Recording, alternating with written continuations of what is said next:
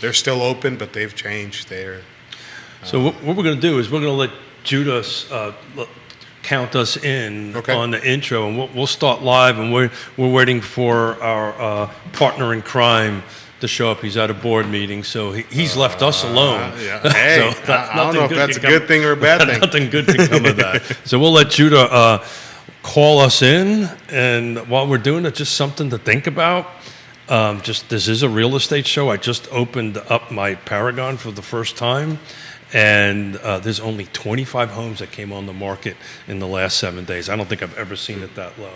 But we'll let Judah call us in, and then we'll do the 1, 2, 3, and we'll watch his fingers. And it would be great if Judah had a microphone in front of him. All right. We won't tell Jerry when he gets here. Yeah. We say you were fully prepped. Quiet on the set. Thank you, Judah. 25 homes, man. I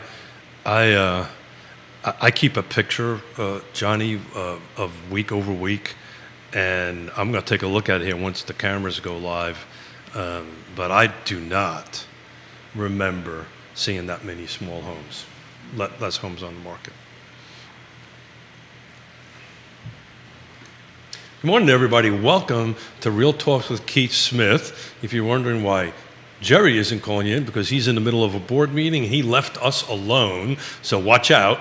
But my guest today is Johnny Ornalis, brother from another mother, and we're going to talk a little bit about a couple of great restaurants that he is part of and owns, and one that he's getting ready to bring live to everybody, I think in January, but we'll let Johnny tell us that.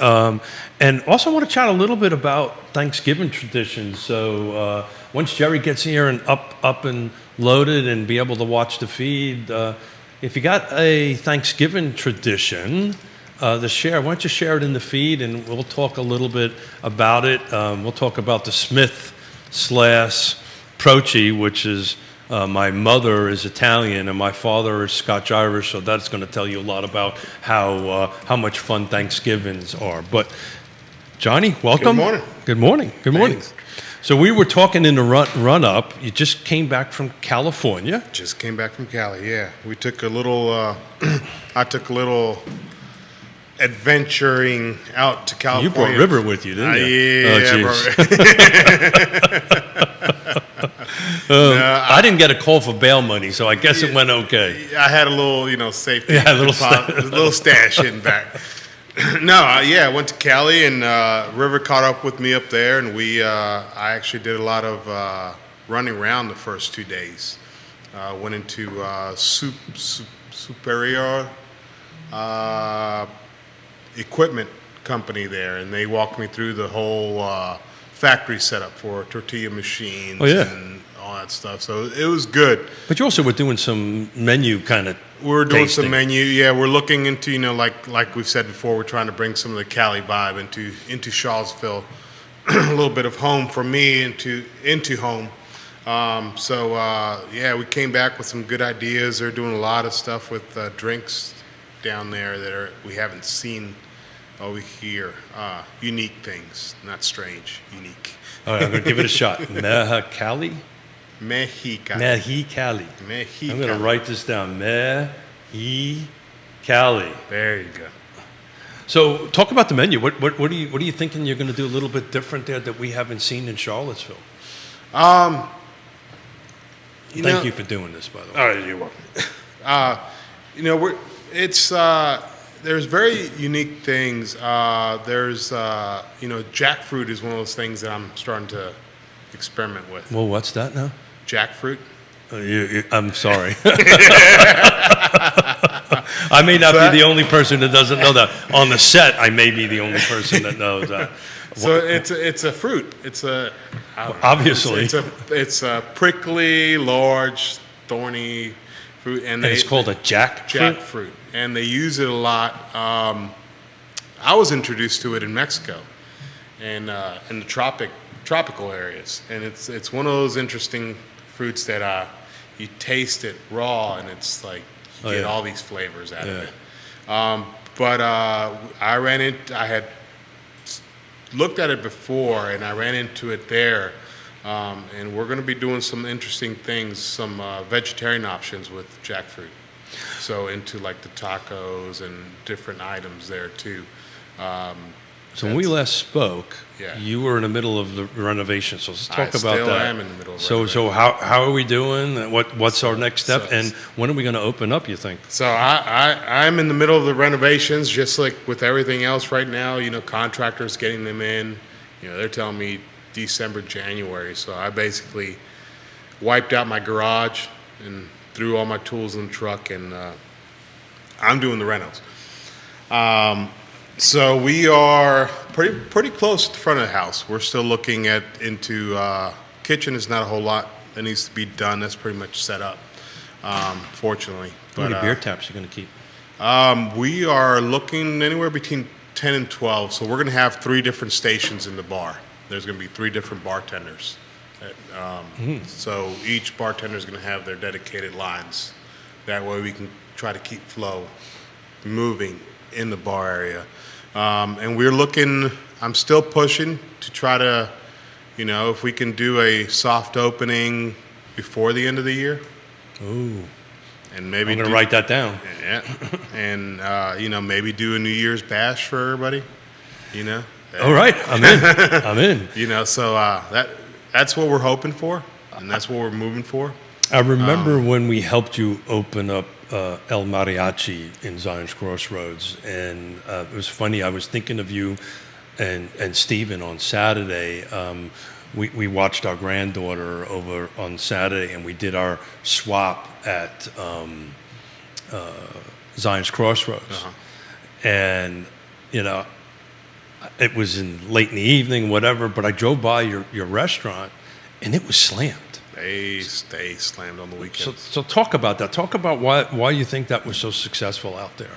Zion's Because everybody was questioning us Yeah. doing this. Yeah, Zion's Crossroads, it's growing. It's been growing, and there's that need as well. You got people traveling into Charlottesville from Zion's Crossroads, people driving into Zion's Crossroads for a certain time. I mean, the distribution center's there. There's there's the lumber yard back there, and there's multiple things. Hotels opening up. Hotels the new one? opening up. There's a new hotel opening up right across the street from us. Mm-hmm. So it was something we had set, especially my father. He had set his eyes on it for a long time. And it's just the need out there for a full-service restaurant, I think, is the biggest thing. They're still pushing, fast food out there. I think I've seen the seems to be a lot. Chick-fil-A Yeah. food trailer out at the Lowe's parking lot out there. Did you see that also? It's funny. The same time that we were working on doing El Mariachi out there, I reached out to Chick-fil-A because there was a parcel nearby there that I was helping somebody sell, and they just didn't see the numbers. It's interesting that they got a food I think trailer. they're doing their investigation. Yeah. I think they're putting in. I looked into Chick-fil-A for a while, and they do about a 2 to 3 year investigation in the area, and I think that's what they're doing now. They've had the food trailer out there every day. I think at the Lowe's parking lot. I did not right know now. that. But no, I mean it's busy out there. You get a lot of people on the weekend that are no longer coming into town, so they're just staying out there. It was. And the holidays are horrible out there because It was it's- It was 8 o'clock at night on a Saturday, and I Yeah. needed to fuel up at Sheets, and I couldn't find a spot. And that was, so I'm very happy for you guys. I think you're working your tails off down there, but congratulations Yeah, on doing that. thank What you. is this, year number 3? Yeah, this is year number 3. Wow, look we at just that. turned into year number 3. So we're going to move over to Thanksgiving a little bit, and when Jerry gets here, we'll kind of talk a little bit about this craziness that I'm looking at here in the real estate market at the moment. But so what is a traditional Thanksgiving meal or setup in your house? Mine is very different. I'm curious. what Yeah, yours ours is not. It's more non-traditional. is. Okay, got it. We didn't start with Thanksgiving until we got here to Virginia. Really? Honestly, out in California, it was Christmas, and that was about it. Over here, with the change of environment and everybody, Charlottesville is a little bit more close I guess, together as opposed to California, that's when we're like, oh, okay, well, so we're going to celebrate Thanksgiving. But I mean, to us, I think we've done turkey once. Really? So what is it? What do you normally have? I mean, you go from having tamales to have, our first years that we did it, it was just like, okay, it's a day off. Everybody Family cook get something. together. But that's kind of a family but thing. everybody get together and cook something. But that's like a Sunday for you. Yeah. That's really, it is with my family, right? Yeah. I mean, it used to be what Sundays used to be for us. So- now we're so busy that, So your But- family here, when you get together on a Sunday get together, how many people is it? It used to be more. Everybody's busy now with the restaurants. Oh. So before, I mean, holidays, yeah. Holidays, Yeah. it used to be above 50 people at the house. Yeah. There you go. That's what it used to be. And it used to be a carry. I mean, you started, for Thanksgiving, you started in the morning and you were done like at 2 a.m., and then the next morning you're reheating before everybody goes Oh, off yeah, to yeah, work. yeah. So in Christmas, let's not even start there. That's the whole Christmas. Well, that's a couple of days, right? So do you Yeah. celebrate Christmas on Christmas Eve or Christmas Day? Christmas Eve There you go. into Christmas Day. Yeah. Yeah, we used to do the whole stay up till midnight and then presents, and now we've kind of changed a little bit. But yeah, Thanksgiving is now it's kind of short and sweet because it's just like we know the next day we have to go to work. That's We have right. other You things. only get one day We off. only get one day, so it's kind of like sleep in, make something to eat. Now we've downsized a little bit, especially after COVID, and kind of everybody starts kind of doing their own thing as well. So extended family. So now it's just us, my brothers and our family members there. So But that's big enough as it is. That's is. that's 25 people, I bet you. probably, yeah, pretty close to it. So I have 13 nieces and nephews, plus I'm the oldest of 5, right? So I have significant others and all this kind of great stuff. So our normal just get together on a Sunday, we used to do it every Sunday, now we do it once a month because the same thing, everybody's busy, everybody's Yeah. got different lives. But we're 25, that's on a light Sunday, and we rotate it from house to house because we're blessed. Everybody's around us to go ahead and do that. But because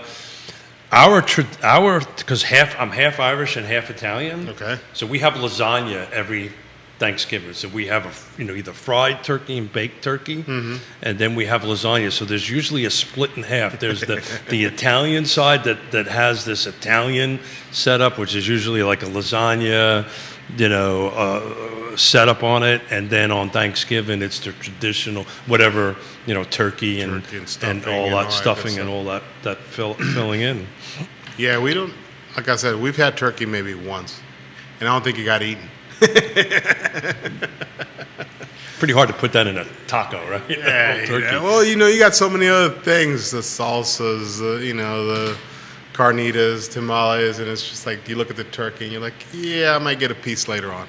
So I moved here in 87. You came here in 88. Yep. So what do you really love about this area? I know this is businesses here in Formia, but Jerry and I have been talking about this forever. There's people coming to the area. They've always been coming to the area. The area median income is pretty high. It's $123,000, and we maybe get into that a little bit later today, but on the show. But what is it that you love most about this area that makes you want to stay here? And let's face it, you've invested your whole lives in 2 restaurants in here, one out in Zion's Crossroads and one here on downtown right next to the flats over there. So what's driving you to do that, my friend? First, family drove us here because of the Guadalajara empire that they created here in Charlottesville. And I think it's just the way Charlottesville received us. It's I'll talk as about far that. as business-wise. It was it was hard. And as far as coming from California and, Charlottesville wasn't that, I would say it was diverse, but it wasn't ready for some of the diversity that was coming in. I had a German ESOL teacher teaching me English. Let me get this straight. You had a German. It wasn't my wife, was it? No. Okay, you had a German-speaking person Yeah. trying to teach you how to speak English. English. Yeah. Is that person around still? Maybe she can help me, or he can help me. Mr. Hein? Oh yeah, we don't want to go there. I We can't don't want to remember go what there. it was. We don't want to go there. But yeah, I mean, it was, school system was rough on me. I learned, I had to learn English very quickly because California, I went to Spanish-speaking schools. So how old were you when you moved here? 12. So it was a tough task, and then we didn't know the area as well, so we moved. Some of the areas we moved into weren't the nicest either for the first couple of years until we could establish here in Charlottesville. But it's one of those places. It's odd because you can't really explain Charlottesville. It's like you come here, That's and funny you should can't say that. you can't leave. You want to leave. But you can't. You can't, and you don't. And then if you do end up leaving, you end up coming back. It's funny. We do a fair amount of traveling, Yeah. Yona and I. And when you tell people where you're from, and they ask you to explain Charlotte, everybody's heard about Charlottesville, but you try to explain it. It's a very difficult thing to explain. It is difficult. It is very difficult. So how do you explain it? I just told you I couldn't. No, I mean, there's so many. Well, we got to. There's so many things, with the university and the small town vibe, and then you have all these breweries and vineyards, and it seems like there's always something that you can do. Me and my wife, we've looked at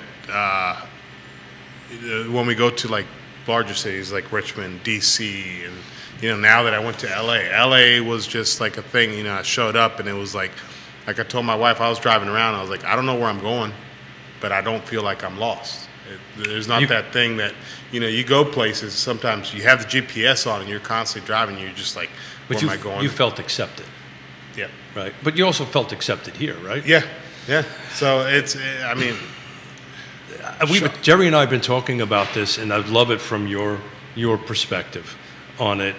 So from 2020 until now, so year 2020, year 2021, the area median income was flat. But from those 2 years to now, there was a 30% increase in the area median income.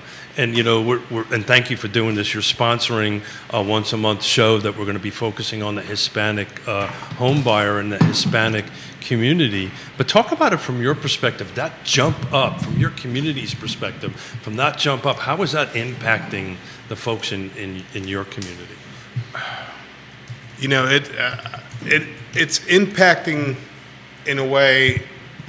I think that they're having to adjust, but in the community, in the Latino community, I feel like they have always struggled and known how to survive. Yeah. So, and especially with housing and how a lot of families live together, and I think it has affected them, but not as much as it has other people, where they're not used to collaborating with each other and making things function. So historically, that's what would happen. Yeah. Folks would team up together. Yeah, I remember having conversations with my Italian side of the family. That's what they did when they first came to this country. Because when we started with Guads, it was our family, and we had about 4 other people living with us.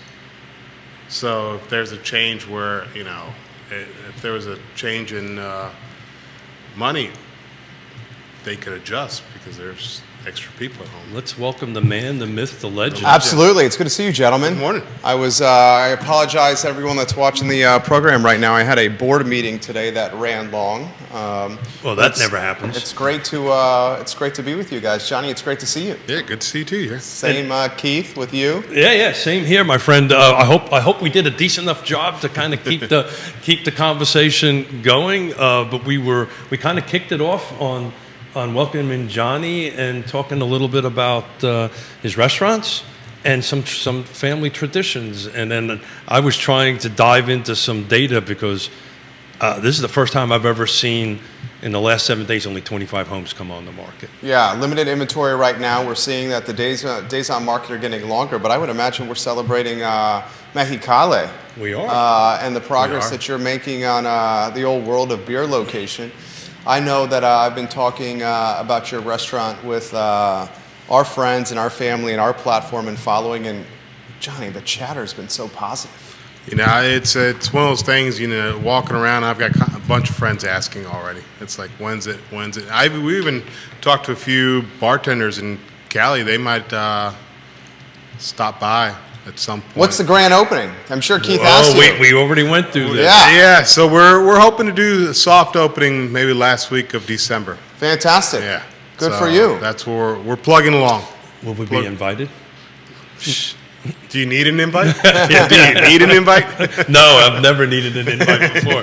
Just showed up. I remember Jerry and I attending the El Mariachi grand opening, and Jerry and I sat outside for a cocktail. And I was, up until that point, I was a little nervous, right? I must You were admit. nervous? I was a little nervous, right? Because this was cutting edge, you know, for Zion's Crossroad, because there was not a sit-down meal up there. And I thank you for believing in me to help you through the process. But after my first margarita, I looked around and went, whew, we got You just this needed one. the margarita in you. I needed the margarita in. How's labor? Is labor getting any easier out there, Johnny? No, I'm doing all the labor at Mexicali. So that's we were just discussing that. You know, getting contractors in is. Well, I meant for the restaurant, staffing. Staffing, I think we might be okay. It's you know, there's people that, you know, when there's something new and there's They wanna work you know, I'm like I said, I'm very honored to have River along with me. He's we were up in Cali. I got to know a little bit more about him, and you know, he has a his following as well. So I think We got to we'll bring him on, but we're going to have a little talk with him before he goes. How's River doing? He's doing good. Yeah. He's doing really well. You know, he was like I was telling him. We went around, like I was telling Keith. We went around looking at a lot of Him's okay. Him's okay. a lot of artwork, street artwork, In California? things in California. That's yeah. awesome. Walking around, a lot of different bars that were unique, and we're trying to drag that some into Mexicali. Nice. Trying to bring that vibe in. So we're keeping the stage. Yes, So we're let's keeping talk- both stages. Both stages. You got outside an indoor and and inside. an indoor. So talk about that. What's the game plan for that? You know, we're trying to have, you know, like we said, we're trying to do a lot of local stuff. So if we can get a lot of local music coming in, I'm not going to be picky. You know, we can get Keith over here some karaoke, man. Keep doing karaoke. That sounds awesome. No. Get a couple shots of mezcal in him. and You know, that we should retune our bet to have it that whoever loses it, the one that we made the other day, has to show up and play a little, sing a little karaoke. Trust me, nobody ever wants to see. We want your business to be successful, Johnny. You don't want Smith singing there. No, but yeah, I mean, we want to keep, you know, some local musicians in the area, you know, get them moving along. We know that after COVID, that's been a hard plug-in for a lot of them, but, you know, get some exposure as well for us there. But and you don't have that at El Mariachi, right? No, we don't. Yeah. And it's kind of not set up, you know, with the sections there at Mariachi, it's kind of hard. Mexicali, it's a lot more open. You know, we have the space is open, and then also we have the large doors, that accordion doors that connect the patio to the dining area as well. So That's I like think that's like 1,800 square feet of patio, right? 1,800 square feet in patio, and then another 1,800 square feet inside. So, you know, we're planning on doing some, you know, maybe once a month events for the community in the patio, you know, bringing in some of these local businesses that want to come out and, you know, showcase their product as well there in the patio and have some music, have a little mini market or something there in the patio. So I'm going to change gears a little bit on you. How can I, from your perspective, how can I, as a real estate professional, best help your community buy a home? That's a tough one. That is a very tough one because the first thing is getting in the door. That's the biggest thing, and I think it starts with educating the Latino community. Some of these we try to educate to a certain point, but there's some things that don't quite sink in. Trust. The whole setting. When me and my wife first bought our home, we went through. Piedmont Housing. Yeah, Piedmont Housing Alliance. Yeah. And we sat down and, walking out of there with your head down because they're telling you you're not ready for it because we weren't educated on it. How did that, I'm part of that. How did that process go? Did you walk away feeling like you had a path or not? We did walk away feeling we had a path, but it was just disappointing that, you work hard to get something, and then you realize you're not even there yet. It took us about a year to try to, we need to change these things around, and then we can come back and revisit the situation. So the educational part of it is, I think, the big key in trying to help the Latino community. So I'm looking at a report from 2022, the end of 2022, that Hispanic ownership rose to a rate of 48.86%. So the Hispanic purchaser is and it's interesting, if you read the article, it talks about how it navigates the affordability crisis that we're doing at the moment, and a lot of it has to do with folks living together, pooling up their money, but maybe not understanding 100% what's available to them, as far as options go. So how can we best communicate? I think what it brings down to, I think it's just going to, some of these communities and some of these events that, I went to, I got my other COVID shot the other day, and I went down to Southwood. And they were doing their community clinic there. And I think it's tag teaming maybe with some of those events that they're doing to be able to talk to them and converse with them and, maybe not jump in and say, hey, do you want to buy a house? But, of course. Hey, are you interested in? And we can try to navigate you. The hard thing sometimes, though, with Latinos is you can say that, but then getting their trust to trust you that you're not trying to snag them into something else. So it's very interesting because that's very similar. The similar topic we're talking about is very similar with first-time home buyers, pretty much across the board. I can see where the Hispanic buyer is definitively more cautious, for lack of a better term. But really, in my line of work, if you're first time I'm meeting you, and if I start talking about buying a house, then I'm not doing my job, right? I need to start discussing, what's in your life, right? The who, what, when, and where, and build a relationship with you and a trust in you. I mean, it's kind of like what we've done, right? Yeah. Over time. But, let's face. Yeah, and I think some of the, a lot of people fear.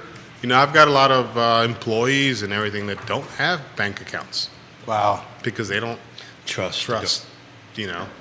And they listen. The thing with the Latino community too, a lot of times they listen to what's happening around and don't get the correct information about why it's happening. And then it's just like, I'll just stay away from that. I'll leave it alone. And I've got, I've tried to help some of my employees to, get an account, get a credit card, and get started.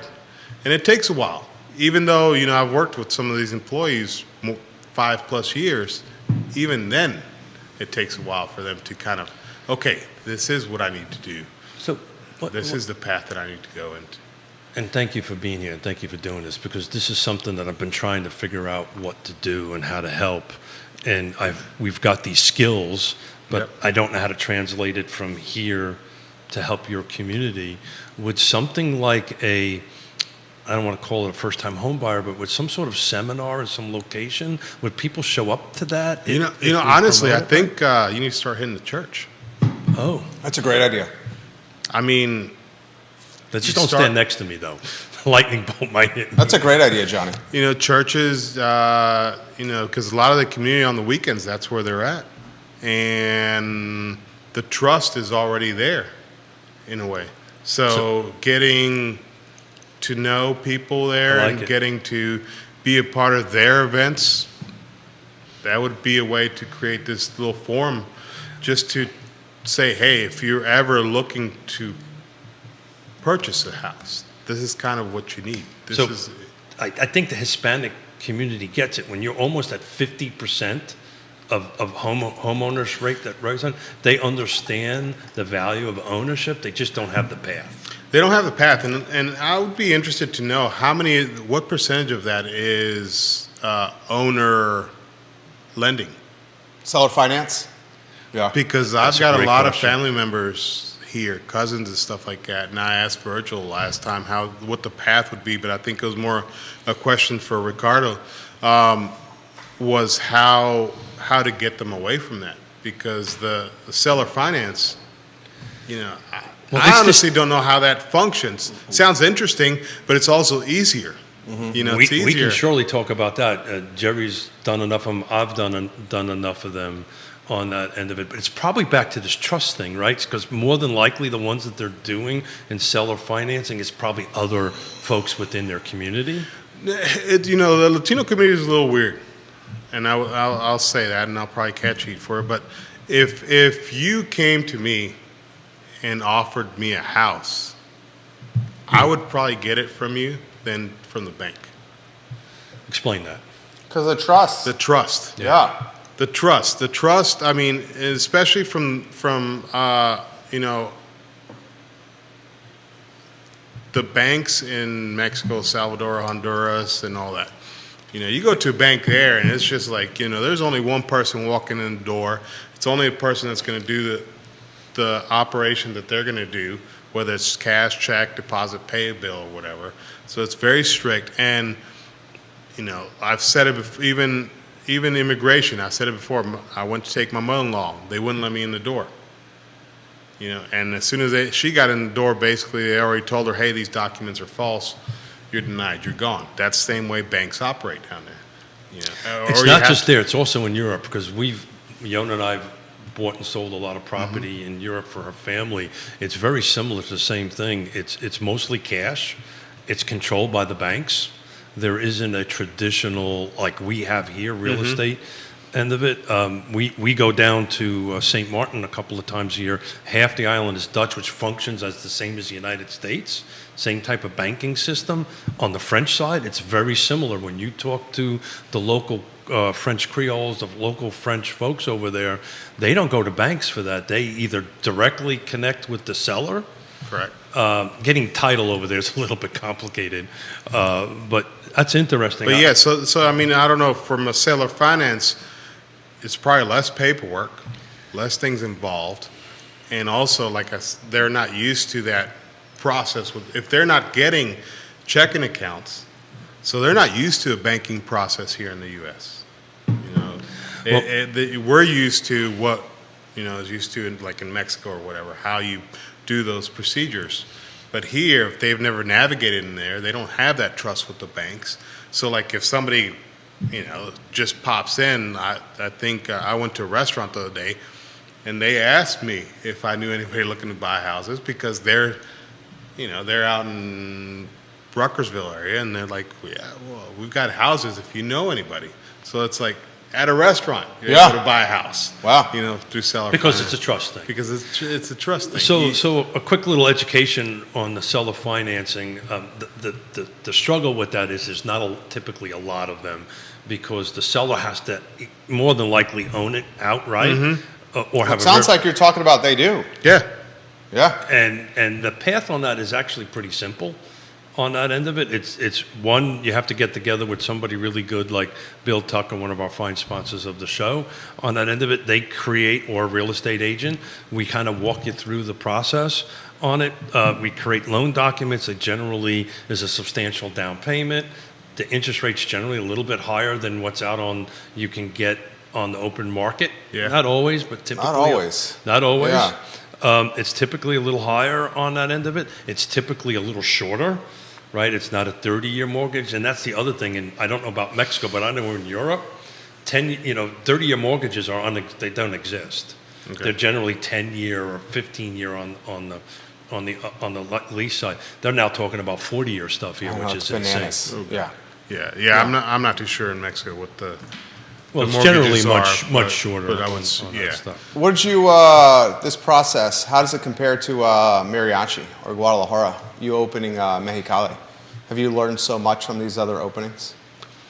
You know, you do. You take in a lot of information. Yeah. You know, Guadalajara, I saw it through a teenager's perspective. You know, I just basically saw my parents working their butts off trying to get these places open. Especially more, I recall more Greenbrier when we opened it because I was more hands-on that one at the time. And then Mariachi, that was just kind of a compilation of my brother and I of what we had learned, you know, what we had taken in. It was still different, it was still hard, but I feel like Mexicali, it's still hard. It's more physical hard than than mental, but it's a little bit easier. It's still the same stress level though. It's still the same worry. If you always worry about new businesses, about how they're going to do, but you kind of just have to throw that in the back burner and not let Have that ride faith. you over. Yep. You guys are going to do great in that He's spot. going to crush it. He's going to crush it. I mean, you've got. I mean, since we did since we put the store together on I Love Seville, he and I probably had 50, 60 people alone just sending us DMs and asking what's going on. And I'd be like, they're going to open soon. I mean, they're putting things together. I mean, that's minimum. And I'm sure you've gotten the feedback. I've gotten feedback here in town, especially, Yeah. I don't know why, but this week. Yeah, Like that's after great. I came back from Well, California. it's because we send the story Yeah. we do. We publish. We take. Oh, yeah, the I've last- seen it. Yeah, the last 20 stories we do, we constantly put in a publication circle, Yeah. so it stays live for 30 days. Okay. Yeah. Yeah. Plus, Which- they know it's you. Yeah, that's me. And It's amazing, Johnny. We wish you the best of luck, man. Well, thank you. I think he's going to crush it. So we're back on Thanksgiving. I'm gonna because I'm now trying to figure out this Ornalis Thanksgiving meal. So turkey's not so much hot. Turkey's not hot. Not Turkey's hot on not it. hot. So Yeah, so it's, talk about what does the spread look like? You know, my dad is very faithful to doing some ribs. So he usually does more of a spice rib. Smoke type. them or No, just in the on the grill. Covers them up and grills them up, and then you have your salsas and your tortillas and your. We do have now with the younger kids. We do have our mac and cheese. Yeah, and Americanized. mashed potatoes. Yeah. But that's kind of as far as your chicken tenders for the ones that don't eat. Especially like my youngest daughter. That's all she eats is chicken tenders. so your parents, right? How do they? And it's funny you should say that you brought up this Americanized. So when we have conversations with my family that came from Italy or from Ireland, looking at our kids and our grandkids, the Americanization of it. How does that conversation go? Are they happy about it? Are they not? No, I mean after it wasn't so much a huge change. I guess it's been a slow change over the years, for my parents. So being here, working in Charlottesville, and then I kind of didn't really pick up a lot of on the Americanized vibe because I grew up in California and I grew up with them, I guess, used to their struggles and where they were working because they worked in farms and agriculture areas doing pecans, almonds, and all that, bell peppers and all that. So, but with my younger brothers, it kind of started to sink in a little bit. They were kind of, my youngest brother was 2 years old, I think, when we moved here, Stephen. So, Hold Stephen. Steve is, you're going to put me on hotspot now. Oh, no, no, no, I don't do that. He's 36. Okay. 36, yeah. So they kind of, we kept our culture pretty strong. So they kind of mellowed into it. And now, of course, our kids, we're still kind of trying to hold it strong. We don't stress out too much on it. But you do get more of the American kind of. So the reason I bring that up is Yona is a naturalized citizen, and believe me, it took us almost 20 years for her to become a naturalized citizen. Folks who've never gone through that do not understand it's a long path. how difficult that is. But it was very important to Yona and I that the kids never lost their Austrian heritage, and so much so they speak German, and we used to send them back there to go ahead and spend time with the family. And there's certain traditions, we're talking about it, and it's a Christmas tradition, and we'll just get this out, and Lenny freaks out, my father freaks out. Pop. So in Europe, Germanic countries, they put actual candles on trees. Oh. Yeah. That's bananas. That sounds like a fire waiting to happen. and this is a thing, and it happens. And the funny thing is, our oldest daughter and our youngest daughter are following that tradition. We're all going to have, fire extinguishers and all that stuff. But Johnny, I just wanted to kind of Jerry and I was going to wrap up the second half of the show. I just wanted to kind of bring you in and thank you for everything you're doing. Thank you for what you're sponsoring the show, and also thank you for helping your community. This whole church thing really got my head spinning, and I think what I'd like to do is offline. If you can go ahead and give me a list of churches, we'll bring Ricardo in there, because they surely don't want to hear from me. Maybe they do.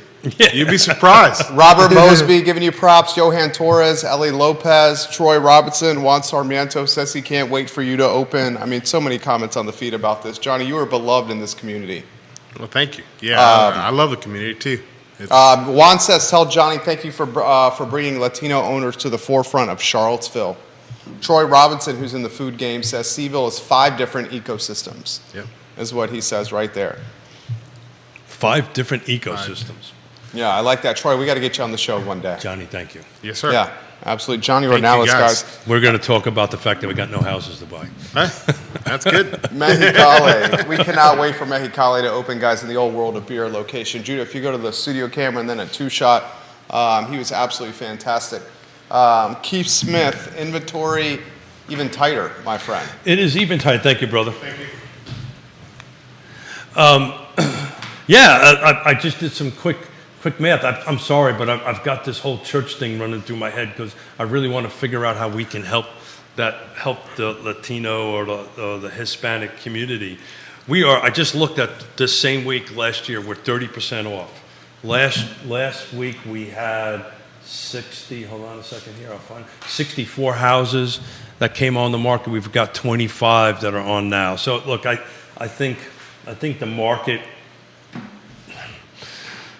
is in this timeout phase. I will tell you though, Jerry, my phone's been ringing off the hook. So our activity of buyers being interested in finding out the market and what's going on in the market is upticked. I don't know if any other real estate agents that are watching out there are seeing that, but we're upticking big time. Thank you, Johnny. Appreciate it, brother. Thank you. So that's unique. That's something we haven't seen in the last couple of weeks, and the conversation's generally wrapped around, is this a good time to buy?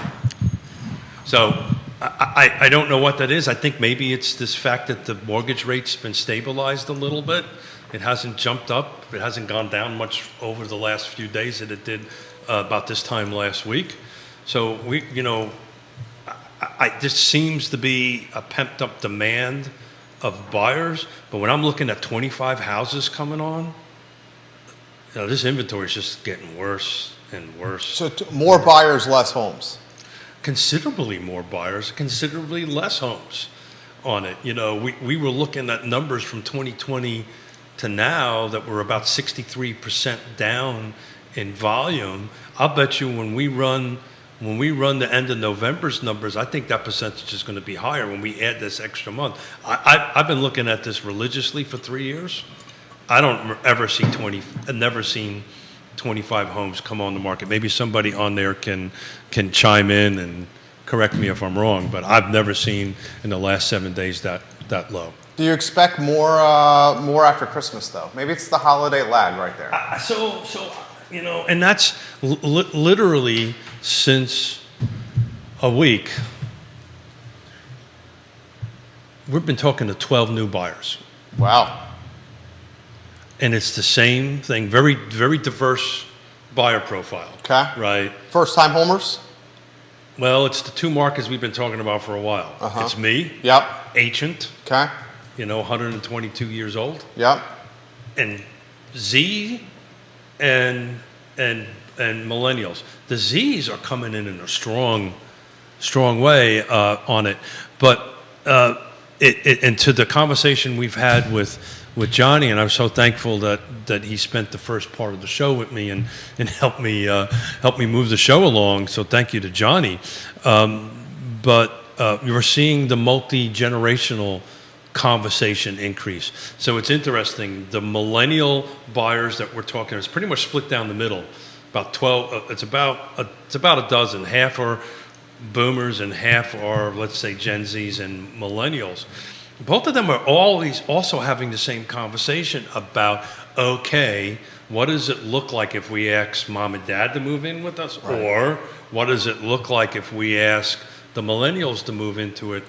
And I think the conversation is generally not about money, it's about availability. Well, hold it. So if we're going to do that, the product that's available, the homes that are available, are even less meeting that criteria, right? So if we're looking for homes that either have an apartment in it, right, because generally these are adult children and then boomers, of course, they're looking for their own space, they're looking for their own whatever. So if you take a look at the 25 that came on the market, which I haven't, I can assure you there's probably less than a handful that meet that criteria. So this is just going to be a lot of education. The conversations we're having with these 12 buyers are, look, from my perspective, if you can find the right house, let's buy it, right? But finding the right house that meets the 6 criteria we talk about all the time takes a little. Maybe that's the problem, is the punch list needs to be potentially whittled down a little bit. Punch list, look at that. Checklist. Well, so it's you're 100% right. So the buyers, so every one of these 12 that we've had that reached out to us over the last 7 days on it, again, want all the same thing. They want the condition to be perfect. So what they're telling me is, I want the right location, I want the right price, I want the right features, and I want the right condition. And as far as timing goes, I'm willing to wait for it. Okay, if you're going to wait for it, that's not a problem. More buyers are going to come in the market as more inventory comes in the market. Plus, the price is going to go up because we're going to see an acceleration in price. We may not see double digits, but we're sure as heck going to see increase in price on it. So the thing is should we wait? But every one of them want to move in something. At least the ones that we have don't want to do any work. Oof. Well, think about it. No, I totally understand. I'm paying premium dollar. That may not exist. So this is a matter of relationships, right? ABC, always being communication. Yeah. That's why the buyer's agent is so important about communicating and working the buyer through their expectation list. And you have to help them guide through it. Again, this is what my brain is turning about our conversation with Johnny, because I'm really trying to figure out how I can best help the Hispanic buyer. The problem is I don't speak Spanish, but help the Hispanic buyer, because it's a matter of education, right? And helping them understand it's okay, right? It's okay to trust the system. Look, I'll be honest with you. We talk about this on the show all the time. We lost everything had from 2008 to 2010, right? I don't keep a lot of money in the bank because guess what they did when things went bad?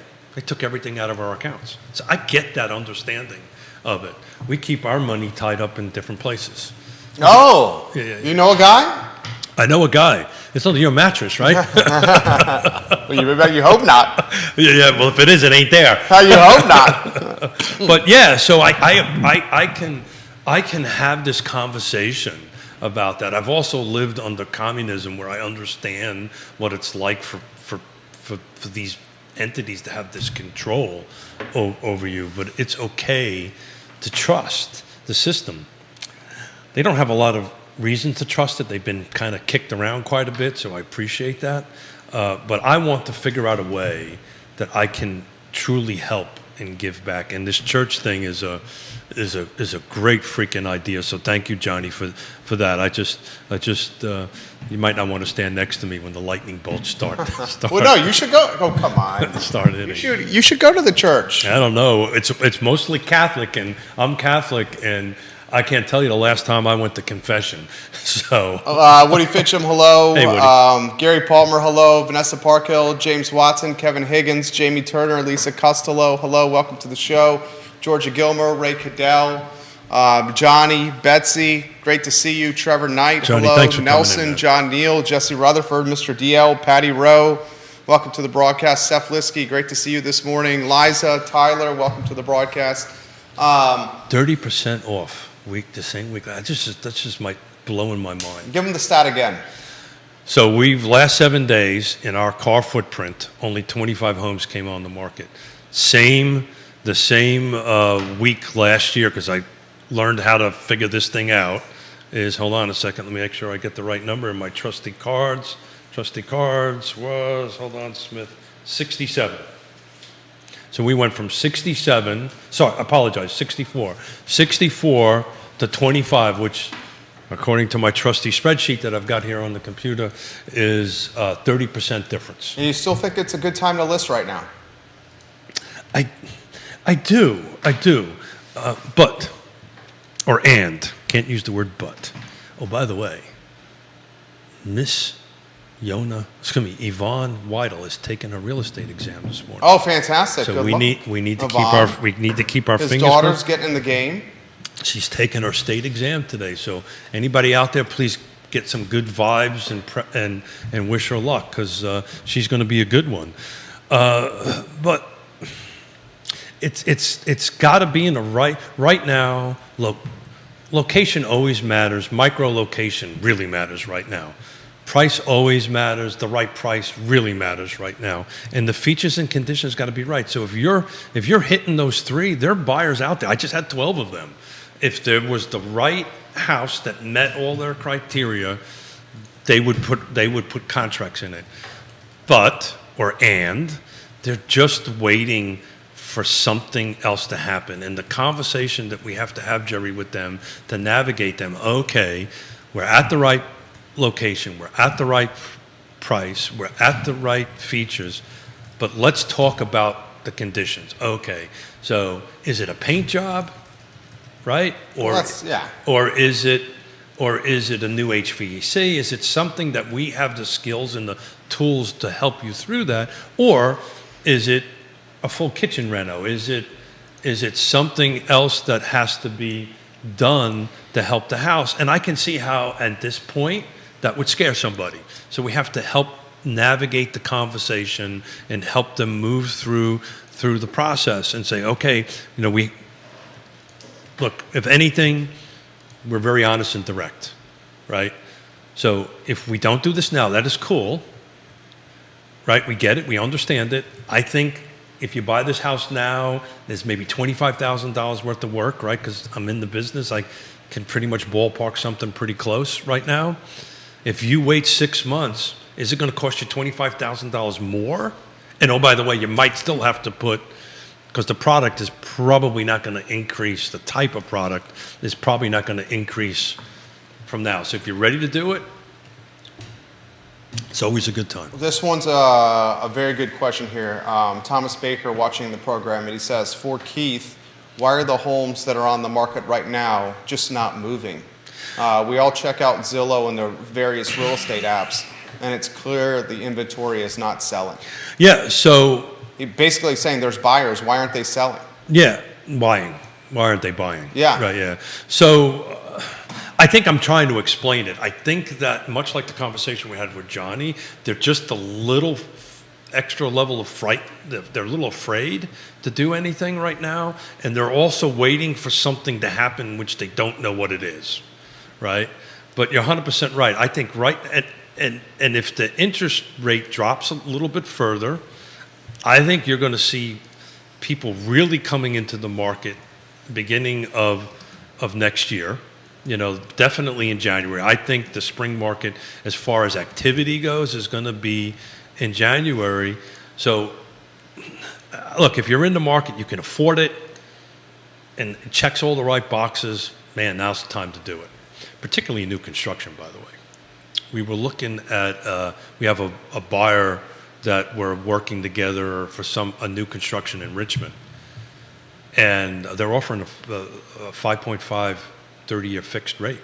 It's a 2-1 buy down, right? So it's not 5.5 for 30 years, but it's 5.5 for 2 years, and then it jumps up to 6.5 in year 3 in it. So you got about 3 years of discounted rate before your 7.25 or 7.5, whatever you are right now, kicks in.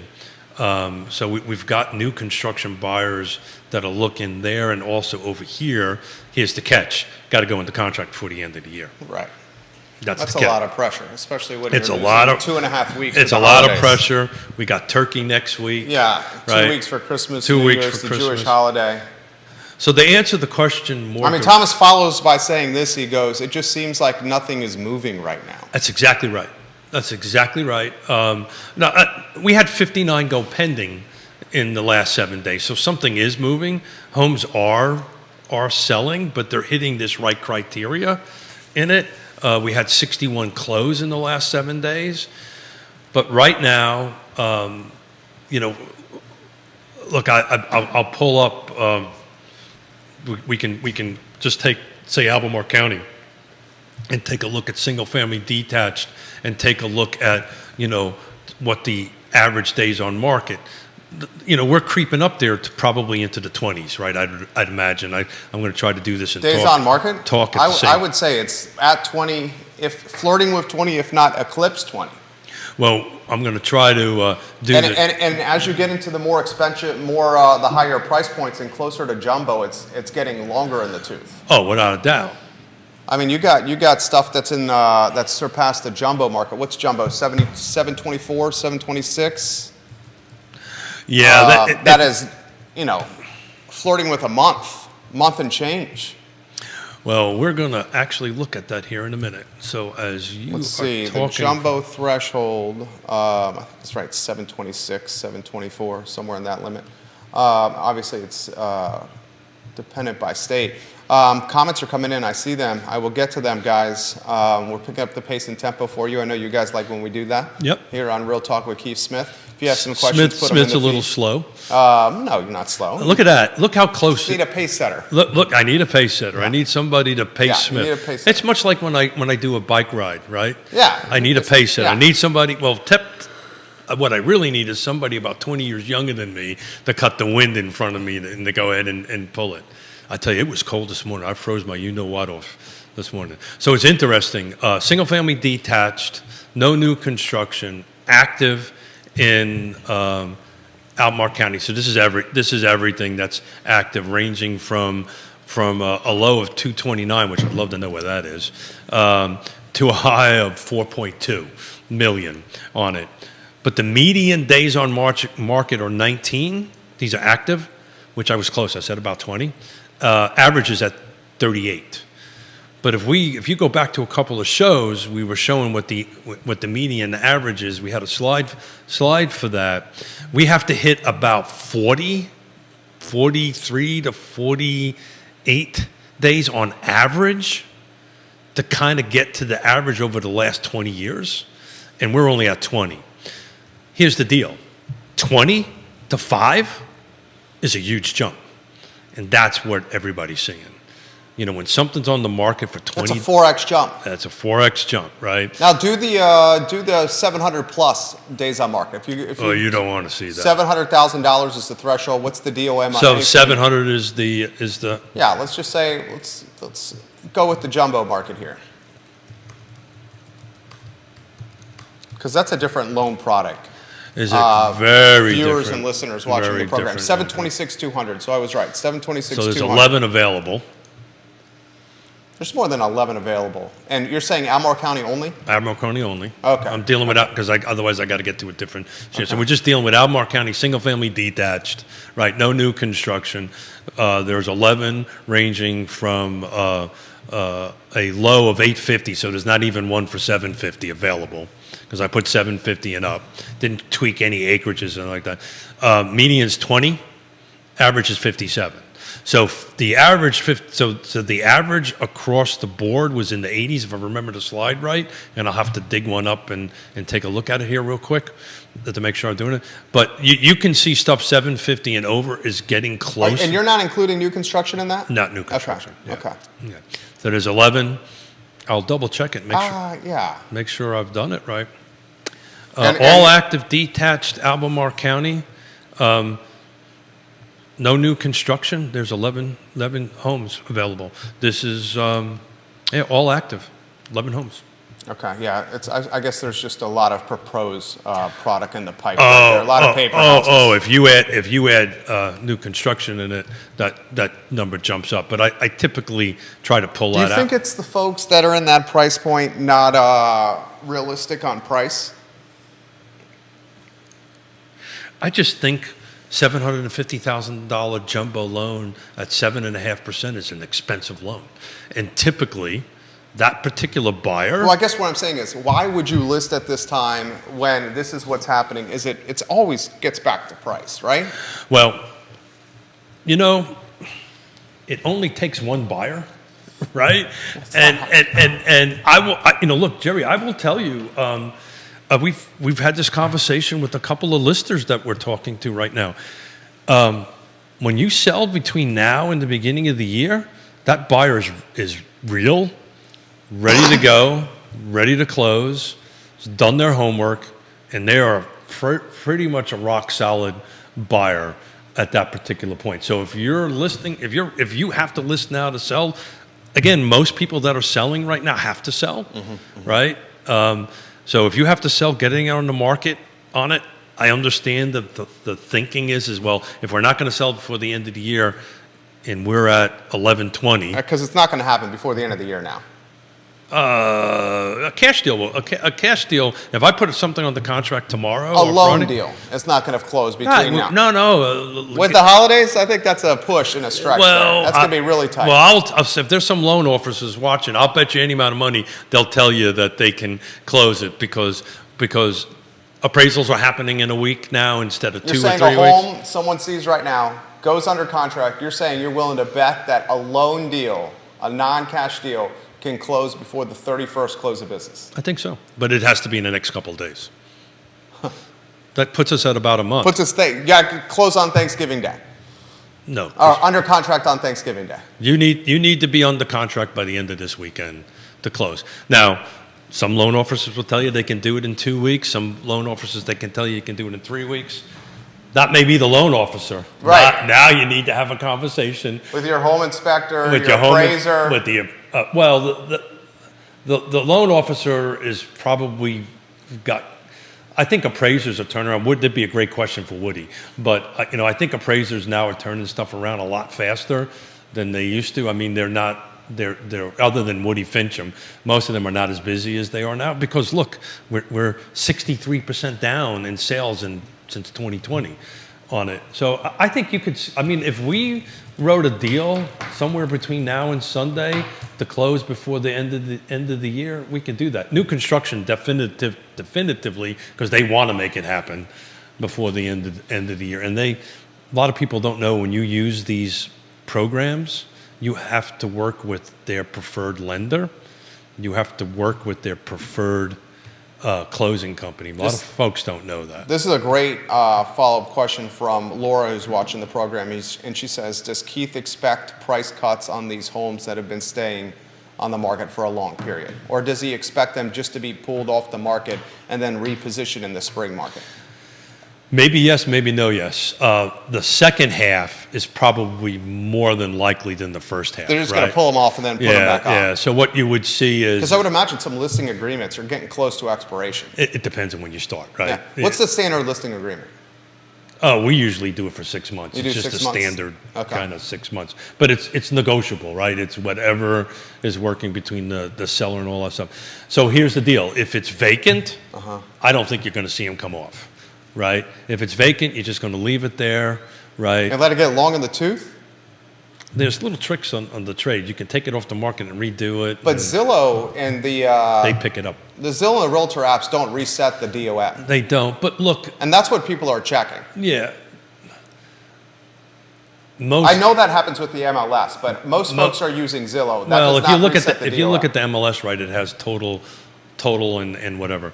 So look, I think at this point, between now and the end of the year, DOMs is really not going to matter, right? Because everybody, if there's a buyer out there to buy the home that it's in the right location, price, features, and condition, days on market really is going to make a difference because it's slow, right? Everybody understands it's slow. I think we're back to a normal Christmas cycle, generally between the beginning of November, first couple weeks of November for sure, to somewhere around the end of January, mid-January. Everybody kind of typically takes a pause. Back to the vacant and non-vacant, right? So if right now, if the home is occupied, more than likely, they're going to say, okay, and they don't have to sell. I mean, they're not in an urgent that I got to get a contract tomorrow on the home. Pull it off, enjoy the holidays, put it back on. I think that's good update. And when would you put it back on? Right now, I put it back to after the first, immediately after the first. Oh, wow. Yeah, there is no spring market anymore. I think COVID fixed that. And you don't think we're going back to a traditional market where we're going to be, you don't think so? If the phone calls I've received in the last 7 days is any indication of it, and these conversations are okay, interest rates are flat, Yeah. going down a little bit. We talked about this. Okay, let's see what's out there. And if I find something that checks all my 6 or 10 or 12 boxes, we'll jump on it. If not, then we're just gonna wait. And then we start having conversations, and 9 times out of 10, over time, their priorities change a little bit, and then we kind of relook at it. But at the moment, all our buyers that we're dealing with, we're kind of getting back to where it used to be, where you would spend months, if not sometimes a couple of years, helping buyers through the process. I told you last show we had a thank you from this neurosurgeon, brain doctor, that he was going to wait, and I kind of through conversation, I don't want to use the word convinced, but he came to the conclusion maybe we ought to do this, and he was super thankful because he was at just around 6.25 on his 30-year. And the house that he bought, there's some homes that recently closed in the area that were substantially higher, same particular home that he had. So we saved him on the mortgage, and we saved him on the purchase price. Now, he was ready, willing, and able to do it, right? And he made the decision to pull it. We helped guide him through the process, but he ultimately made the decision to go ahead and pull the trigger. So, if there's a home out there of our meager 25 that just popped up this week, this may be the time to do it. Keith Smith, Yes Realty Partners, dropping dimes and knowledge today on this program. Johnny Ornelas was fantastic. Yeah, Johnny was great. And Johnny, thank you for coming in and Especially when I'm a little late with the board meeting today. and helping. It was funny. I was telling Judah, it's kind of weird. I'm coming off a couple of boards. I know. Well, it's the board for the building. Got it. Yeah. Got it. Yeah. Well, you are the board. Yeah. Right. So 11:27. Absolutely. Thank you for coming in and saving my butt on the Our- second half of the Our pleasure. show. And I saw the agents jump in when we started doing that back and forth right there, which was a pleasure, guys. And I'm always excited when the agents watch the property, watch the show. So Wednesday, Yeah, we're what gonna we're thankful for. that's exactly what we're gonna focus on. So anybody who's watching or listening, it'll be Jerry and I. What we're thankful for. We may be having some headgear on. That's Oh, a little, very nice. A little bit different than what we normally wear. But, I love wearing the headgear. So we're gonna chat. No with- spandex? maybe from the camera down. Whoa. That's a topic for you and Yona. No. My winter biking gear is actually neoprene. Oh, okay. And we need to get your daughter back on to talk about the flip book of a new agent. we're going to do that, but I don't want to jinx her. Right? Okay. I His want daughter's taking taking the test today, right? She's taking it, I think, as we speak. Fantastic. Best of luck. Yeah. So we're excited about it, but I've learned a long time ago that sometimes being the helicopter dad is not a good thing. Okay. I Little learned space. I learned a long time ago that sometimes giving a little bit of space is a good thing, which is, I can't tell you how difficult that is for me. But, not being a helicopter dad was a struggle for me. Keith Smith, job well done. Thank you for Judah coming. Wickhauer, job well done. Thank you for having the cameras ready. I'm Jerry Miller. This is Yes Realty Partners' finest, Keith Smith. The show is Real Talk, and it's archived online at realtalkwithkeithsmith.com. Please pull down the partner tab, help support the partners that we have on it. And on Thursday, we're going to give a little shout out and thank you to all the partners that help us do this, because without them, we wouldn't be doing it. I love it. Thank you kindly for joining us, guys. The I Love Seville show up in 1 hour. Get ready and giddy up. So long, everybody. Yeah.